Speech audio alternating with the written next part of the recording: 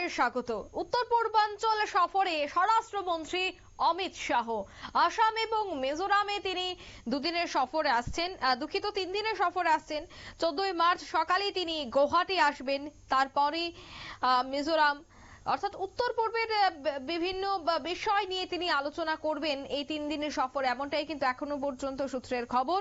তবে বিস্তারিত জানবো, টেলিফোন লাইনে এই মুহূর্তে যুক্ত হয়ে গেছে প্রতিনিধি রাজীব দত্ত। রাজীব, আসাম এবং মিজোরাম সফর করবেন স্বরাষ্ট্রমন্ত্রী, এই সফরকালে কি বৈঠক হতে চলেছে এবং কোন কোন বিষয়ে আলোচনা হতে চলেছে কি জানতে পারছো?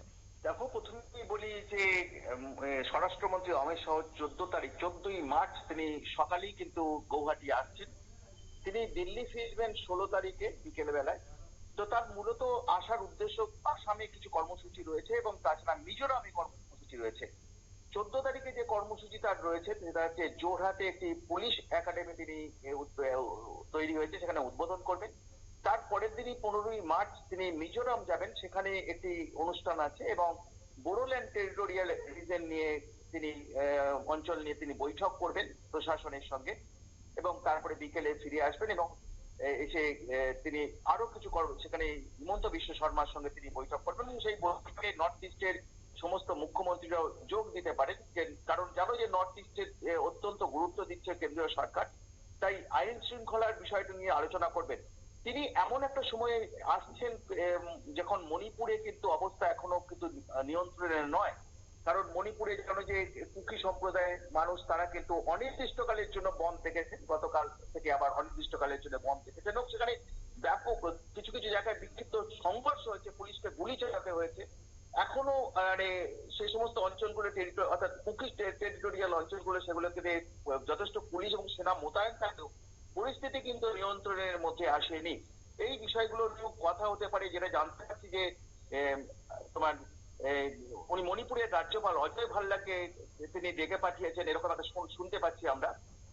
তিনি অজয় ভাল্লার সঙ্গে বৈঠকও করবেন, এই গৌহাটিতে তিনি বৈঠক করবেন, কারণ কেন্দ্রীয় সরকারের অমিত শাহের নির্দেশ ছিল যে 8ই মার্চ থেকে খুলে দিতে হবে সমস্ত মণিপুরের সমস্ত রাস্তাঘাট খুলে দিতে হবে, জনজীবন স্বাভাবিক করতে হবে এবং সেই মতো কাজও শুরু হয়েছে। অজয় ভাল্লা তিনি কাজ শুরু করেছেন, তিনি রাজ্যের দায়িত্বে আছেন। সেনা আধিকারিক, পুলিশ তারা যথেষ্ট নিরাপত্তার আয়োজন করেছে, কিন্তু দেখা যাচ্ছে যে বহু জায়গাতে এখানে কুকিরা রয়েছেন, সেই জায়গা দিয়ে বাস যেতে দেওয়া হচ্ছে না, অবরোধ চলছে, আগুন লাগানো হচ্ছে, এমনকি পুলিশকে গুলি চালানো হয়েছে, গুলিতে মারা গেছেন একজন এবং গতকালও বহু জায়গায় হাঙ্গামা হয়েছে, বেশ কিছু পুলিশ কর্মী আহত হয়েছে, কালকল লাঠি চালাতে হয়েছে, টিয়ার চালাতে হয়েছে। তাই এই বিষয়গুলো নিয়ে কথা হবে যে পরবর্তীকালে কিভাবে আরো এই পরিস্থিতি নিয়ন্ত্রণে আনা যাবে। কিন্তু কেন্দ্র সরকারের অমিত শাহের নির্দেশ ছিল যারা বাধা দেবে তাদের বিরুদ্ধে কড়া ব্যবস্থা নিতে, যেন রাজ্য প্রশাসন এবং সেনা আধিকারিকরা দ্বিধা না, সেই মতোই কাজ হচ্ছে। পরিস্থিতি কি অবস্থা এখনো পর্যন্ত হয়েছে এবং কি কোন কোন জায়গায় অবস্থা এখনো নিয়ন্ত্রণে আসেনি, এই সমস্ত ডিটেলস রিপোর্ট তিনি নেবেন মণিপুরের রাজ্যপালের কাছে। তারই মধ্যে যে খবর আমরা পেয়েছি যে এদিকে অমিত শাহ আসছে শুনে জানো যে 12 সংগঠনের যে কোচ ও রাজবংশী জোট আছে, তারা অমিত শাহের সঙ্গে কথা বলতে চেয়েছে। তারা 15 দফা দাবি রয়েছে তাদের, সেই দাবি নিয়ে আসাম বিজেপির যে সভাপতি যিনি রয়েছেন দিলীপ শইকিয়া, তার সঙ্গে দেখা করেছেন, তাকে জমা দিয়েছেন। সেই দাবিগুলোর মধ্যে একটি দাবি হচ্ছে যে কোচ এবং রাজবংশী যে যারা রয়েছেন তারা অনেকদিন ধরে যে এসটি অর্থাৎ তপশিলি উপজাতি হিসাবে তারা কেন্দ্রীয় সরকারের কাছ থেকে তারা চাইছেন তাদেরকে ঘোষণা করা হোক যে এসটি অর্থাৎ তপশিলি উপজাতি হিসেবে ঘোষণা করা হোক।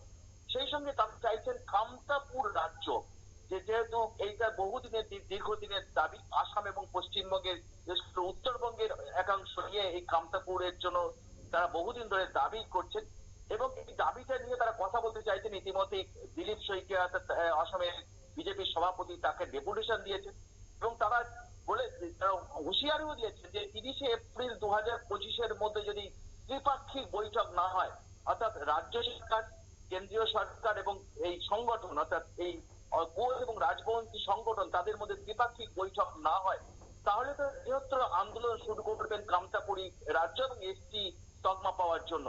অর্থাৎ এই সমস্ত বিষয়গুলো নিয়েও কিন্তু ইতিমধ্যে নিশ্চয়ই অবহিত করেছেন আসাম বিজেপির সভাপতি, কারণ সেখানে কামতাপুরি আবার যদি আন্দোলন শুরু করে তাহলে সমস্যা হবে।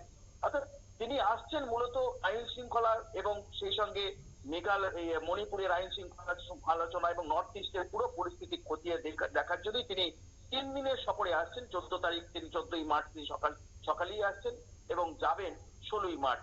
অর্থাৎ তিনি এই 3 দিন থেকে তিনি এই নর্থ ইস্টের সমস্ত 8টি রাজ্যের পরিস্থিতি যেমন খতিয়ে দেখবেন এবং পরিকাঠামো মানে সেখানে আইন শৃঙ্খলা ঠিকঠাক আছে কিনা সেই বিষয়েও কিন্তু খবর নেবেন। অবশ্যই তার মধ্যে তার অগ্রাধিকার রয়েছে মণিপুর। অঙ্কিতা, ধন্যবাদ। অর্থাৎ 14ই মার্চ সকালে গুয়াহাটিতে আসছেন স্বরাষ্ট্রমন্ত্রী অমিত শাহ এবং তিনি বেশ কয়েকটি বিষয় নিয়ে আলোচনা করবেন, বৈঠক করবেন, এখনো পর্যন্ত যা দলীয় সূত্রে জানা গেছে। নিয়ে নিচে ছোট্ট একটি বিজ্ঞাপন বিরতির সঙ্গে থাকুন।